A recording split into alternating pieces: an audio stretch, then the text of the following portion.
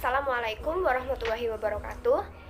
Di sini kami dari kelompok 3 akan membahas materi mengenai memahami metode dan teknik pembelajaran TIK berbasis simulasi DSD. Kelompok 3 di sini beranggotakan 7 orang.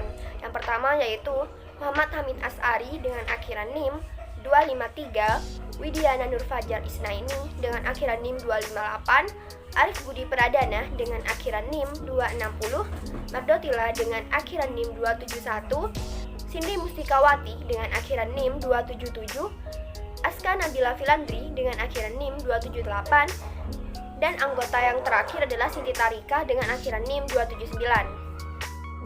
Di sini kami membahas 5 topik pembahasan. Yang pertama yaitu memahami metode dan teknik pembelajaran TIK berbasis simulasi DSD. Yang kedua, tahapan pembelajaran TIK berbasis simulasi. Yang ketiga, contoh media yang digunakan dalam pembelajaran TIK berbasis simulasi. Yang keempat, ada jenis-jenis simulasi.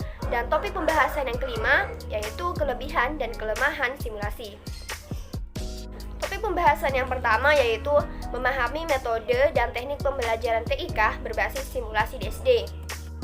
Pengertian: pembelajaran TIK berbasis simulasi merupakan strategi yang bertujuan memberikan pengalaman belajar yang lebih konkret melalui penciptaan tiruan-tiruan berupa pengalaman yang mendekati suasana nyata. Selanjutnya adalah metode.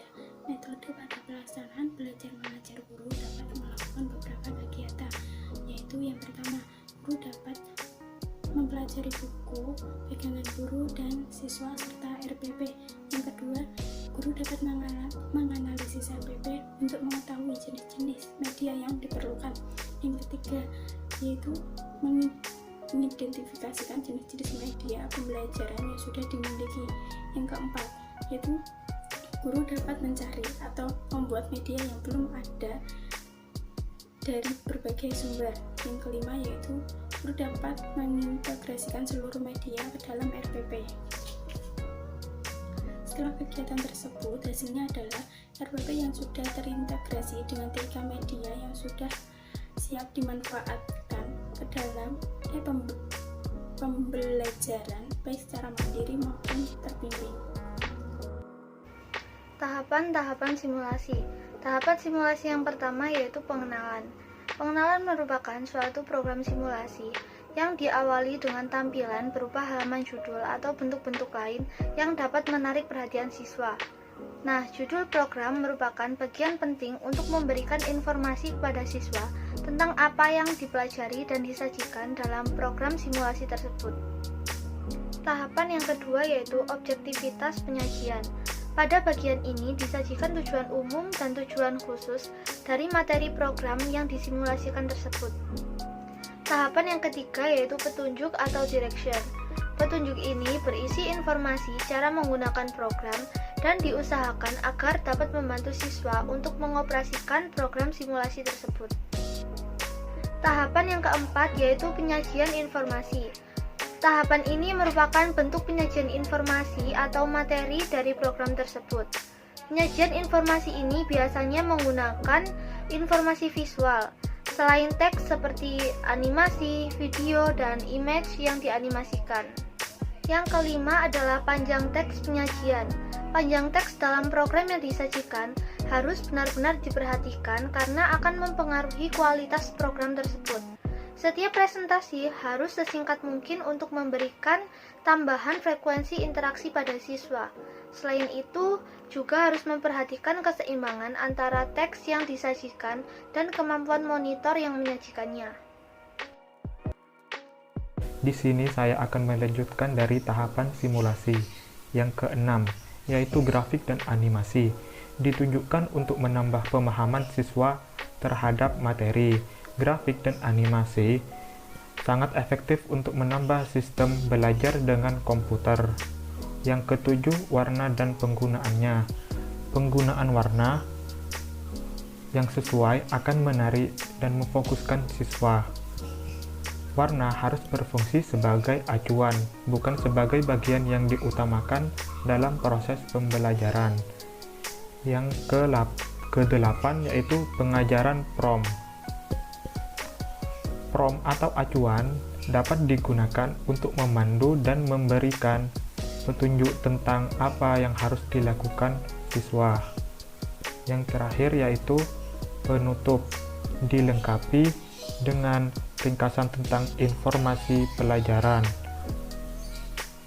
Ringkasan dapat berupa poin-poin utama atau sebuah paragraf tentang tujuan pembelajaran. Contoh pembelajaran TIK berbasis simulasi. Yang pertama, animasi. Animasi merupakan media berupa gambar yang bergerak dan disertai suara. Yang kedua, audiovisual. Audiovisual merupakan media yang mempunyai unsur suara dan gambar, contohnya video. Jenis-jenis simulasi. Yang pertama adalah simulasi role playing atau bermain peran. Metode ini mengutamakan pola peranan dalam bentuk dramatisasi. Metode ini biasa digunakan jika ada isi pelajaran yang baru. Dengan mempraktekannya, murid akan diberi kesempatan untuk memainkan beberapa peran yang diinginkan, sehingga jika ada masalah yang akan dihadapi di masa depan, murid akan sedikit-sedikit mungkin ingat tentang peranan yang pernah dilakukan di masa lalu. Ada beberapa tujuan dari bermain peran atau role playing ini. Yang pertama yaitu mengilustrasikan prinsip-prinsip dari materi pembelajaran. Yang kedua yaitu menumbuhkan kepekaan terhadap masalah-masalah hubungan sosial.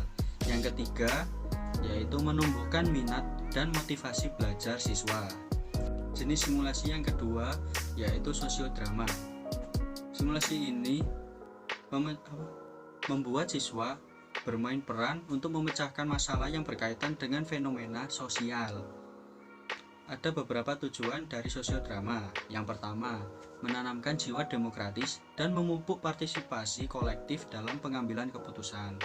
Yang kedua, membekali siswa tentang kecakapan hidup di masyarakat. Yang ketiga, meningkatkan rasa percaya diri pada siswa dan memupuk keterampilan berbicara di hadapan umum. Jenis simulasi yang ketiga, permainan simulasi atau simulasi games. Dalam pembelajaran ini, siswa bermain peran sesuai dengan peran yang ditugaskan sebagai suatu pelajaran untuk membuat suatu keputusan bersama dengan menghibur siswa agar tidak bosan dengan pelajaran yang ada di dalam kelas. Tujuan dari pembelajaran ini yaitu agar para murid atau para siswa bisa terhibur bersamaan dengan belajar. Baik, materi yang terakhir yaitu kelebihan dan kekurangan dari simulasi. Yang pertama, siswa dapat melaksanakan interaksi sosial dan komunikasi di dalam sebuah kelompok. Yang kedua, aktivitas siswa cukup tinggi di dalam kelompok sehingga siswa terlibat langsung dalam pembelajarannya. Yang ketiga, dapat membiasakan siswa untuk memahami permasalahan sosial. Hal ini dapat dikaitkan sebagai implementasi pembelajaran yang bersifat kontekstual. Yang keempat, melalui kegiatan kelompok, siswa dapat membina hubungan personal yang positif. Yang kelima, dapat membangkitkan imajinasi siswa. Yang keenam, membina hubungan komunikasi dan komutatif serta kerjasama di dalam sebuah kelompok. Tidak hanya kelebihannya saja, ada juga kekurangannya. Yang pertama, relatif memerlukan waktu yang sangat banyak. Yang kedua, sangat bergantung dengan aktivitas siswa. Yang ketiga, cenderung memerlukan pemanfaatan sumber belajar. Yang keempat, banyak siswa yang kurang suka terhadap simulasi sehingga sistem simulasi tersebut kurang efektif. Mungkin itu saja penjelasan dari kami kelompok 3 Kurang lebihnya kami memohon maaf. Wassalamualaikum warahmatullahi wabarakatuh.